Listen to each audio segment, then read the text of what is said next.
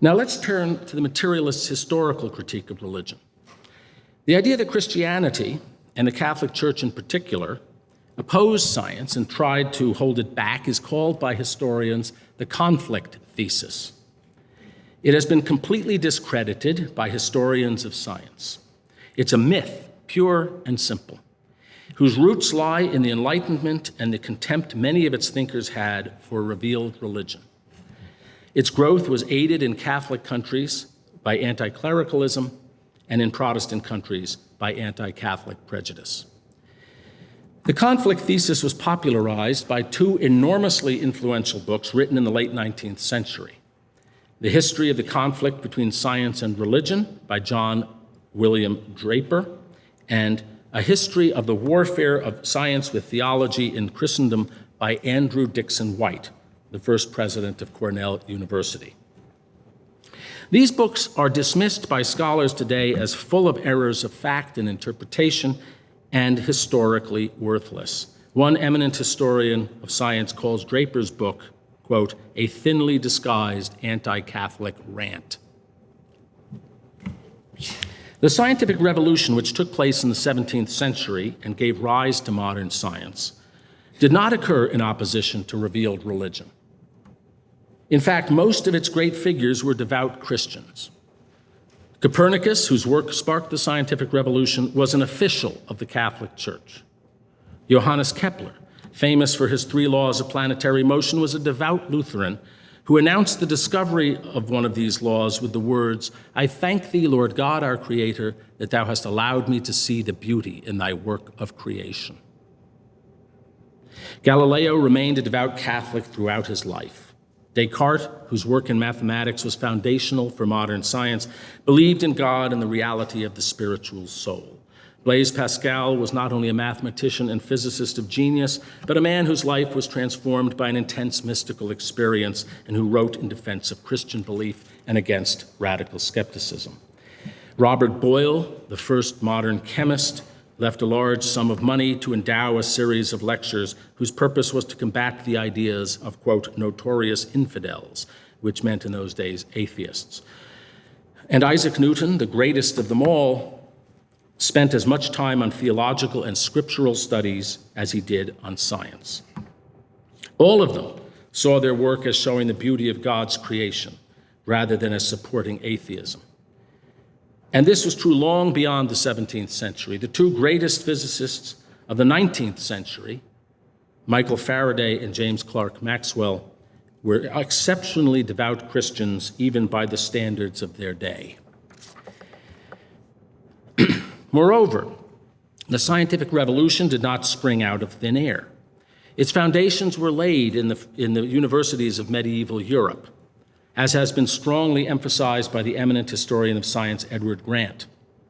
It was in those universities that for the first time in human history, science was studied and taught on a continuous basis from generation to generation by a stable community of scholars.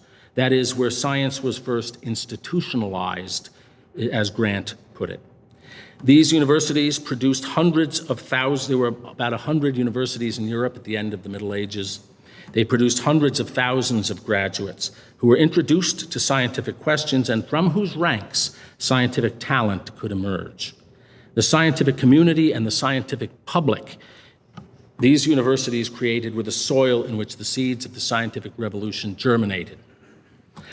Because the Catholic Church specifically is often accused of having been anti-science due to its treatment of Galileo, I'd like to focus for a few minutes on the Catholic Church's record with regard to science. A little-known fact that dramatically illustrates the positive role the Catholic Church has played in the development of science is the large number of Catholic priests who made major discoveries or contributions to science. We Catholics have our litanies. What follows is not a litany of saints, though there are a couple of saints among them, but a litany of priest scientists. For reasons of time, I can only mention a few of the most outstanding, and I'm going to skip the Middle Ages for the same reason, even though there are a number of very interesting medieval priest scientists. So let me skip the Middle Ages. And that. So starting with the 17th century, the century of the scientific revolution, there were many important pre-scientists, including Niels Stenson, Marin Mersenne, Christoph Scheiner, Gian Battista Riccioli, Francesco Grimaldi, Benedetto Castelli, and Bonaventura Cavalieri. Stenson, also known as Steno, was Danish by birth. He converted as an adult to Catholicism, became a priest, and eventually was made a bishop. As bishop, he was noted for his asceticism and solicitude for the poor. He was beatified in 1981, I think, by Pope John Paul II, so he's Blessed Nicholas Steno. Stenson was the greatest anatomist of his time, and he made major discoveries in that field, especially about the glandular lymphatic system. Several features of the body are named after him, such as Stenson's duct, Stenson's vein, and Stenson's foramina. But his greatest contribution, for which he is considered a founder of the science of geology, was developing for the first time the correct theory of the origin of sedimentary rocks, indeed understanding for the first time that these rocks were originally underwater and formed from sedimentation, and the origin of fossils. His theories unlocked the history of the Earth. He's considered one of the principal founders of the science of geology. This slide, by the way, I think it was on his birthday or something. Google celebrated him with one of these Google Doodles, and if you can see from that distance, there are strata with little fossils embedded in them, celebrating this great priest scientist. Mersenne is considered the founder of acoustics. Make sure that's Mersenne, yes. For his fundamental discoveries in the theory of sound and vibrations. His religious house became a meeting place of famous scientists, and his voluminous correspondence with other scientists was an important means by which scientists learned of each other's work. The Dictionary of Scientific Biography calls him one of the architects of the European scientific community.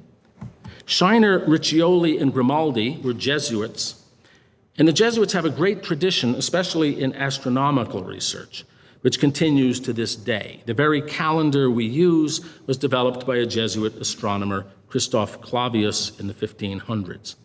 Christoph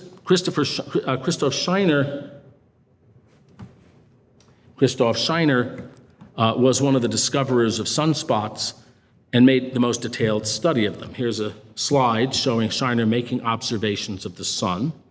And on the next slide, I show a diagram from his treatise on sunspots, which shows a sunspot observed on consecutive days moving across the face of the sun. There's a gap for one day, which was due to the fact that it was a cloudy day and he couldn't observe. Gian Battista Riccioli developed and calibrated pendulum clocks and perfected them as instruments for the precise measurement of time for scientific purposes. And he used them to make the first precise measurement of the acceleration of gravity and to study falling bodies. He wrote a technical astronomical encyclopedia, which became a standard reference work for astronomers for over a century. Together with Grimaldi, he made an accurate map of the moon's surface and developed the nomenclature now still used to describe features of the lunar landscape. Grimaldi, the same Francesco Grimaldi, discovered the extremely important physics phenomenon of diffraction of light. How many physicists are in the audience? I hope there's some. I was flabbergasted. I only learned a few years ago. Diffraction was discovered not by Fresnel, not by Young. We're always in the textbooks told about these great scientists around the year 1800 who worked on diffraction, but it was discovered in the 1600s by this Jesuit priest, Francesco Grimaldi. In fact, he's the one that named the phenomenon diffraction. This fundamental discovery shows that light is a wave, and since we now know that all matter is made up of waves, diffraction is a very important phenomenon in all branches of physics. I show some examples of diffraction phenomena on the right. Note that the colorful bands of light you see on DVDs and CDs are caused by diffraction. So whenever you see those, I want you to think of Father Grimaldi. Benedetto Castelli, a Benedictine priest, is considered the founder of hydraulics. He was a friend and pupil of Galileo and the teacher of two important scientific figures, Bonaventura Cavalieri and Evangelista Torricelli. Cavalieri, himself a priest, made important contributions to the development of integral calculus. You see on the slide a quote from Leibniz himself.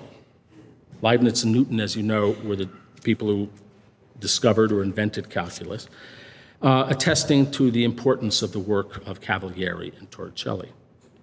In the 18th century, there was Lazzaro Spallanzani, one of the leading biologists of that century. His contributions to biology were varied and numerous. He was the first to explain the process of digestion. He showed that fertilization in mammals occurred through the union of sperm and egg. He even did experiments trying to breed various animals. One of his less successful attempts was to breed cats and dogs. He studied echolocation in bats and the regeneration of limbs in lower animals. Among his most important work was a series of experiments disproving the theory of spontaneous generation. These experiments influenced the famous work of Louis Pasteur a century later. René Just Oey is considered the founder of crystallography. In the 19th century, there was Giuseppe Piazzi, who, among his many contributions, discovered the first asteroid, or minor planet, which he named Ceres. And I show, actually, Ceres has now been upgraded. Pluto was downgraded from being a planet to being so-called dwarf planet. Ceres has been upgraded. It is considered also a dwarf planet. So Giuseppe Piazzi, a Theatine priest, discovered it in 1801. There's a picture of Ceres taken by the Hubble Space Telescope and a picture taken by the, oh, it's a little squashed. It's supposed to be a sphere. Taken by the Dawn spacecraft, which about a month ago started orbiting Ceres. There was Pietro Angelo Secchi, a Jesuit who was considered one of the founders of modern astrophysics for pioneering the use of spectroscopy in studying the sun and stars. In fact, he developed the first classification of stars by their spectral properties, which is the basis of the present system of classifying stars. A beautiful symbol of the harmony of faith and science is the fact that Secchi did some of his groundbreaking research using an observatory built on top of the Church of Sant'Ignazio in Rome. It's not there anymore. There was Bernard Bolzano, a Czech priest who helped put modern mathematics on a more rigorous foundation. Anyone who has studied advanced math has heard of the Bolzano-Weierstrass theorem and the Bolzano function.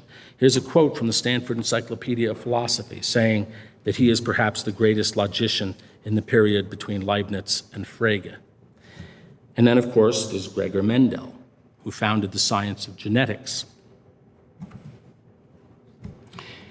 In the 20th century, there was Julius Newland, a chemistry professor at the University of Notre Dame, who did work that led to the development of neoprene, the first synthetic rubber. And last but not least, Georges Lemaitre, the founder of the Big Bang Theory, the central idea in modern cosmology. That's the clerical gentleman standing with Albert Einstein. How many people know that the Big Bang Theory, that the originator of it, the primary originator of it, was a Catholic priest? What a glorious record of achievement. Professor Lawrence Principe of Johns Hopkins University, who's both a chemist and a noted historian of science, has written, quote, "The Catholic Church has been probably the largest single and longest-term patron of science in history.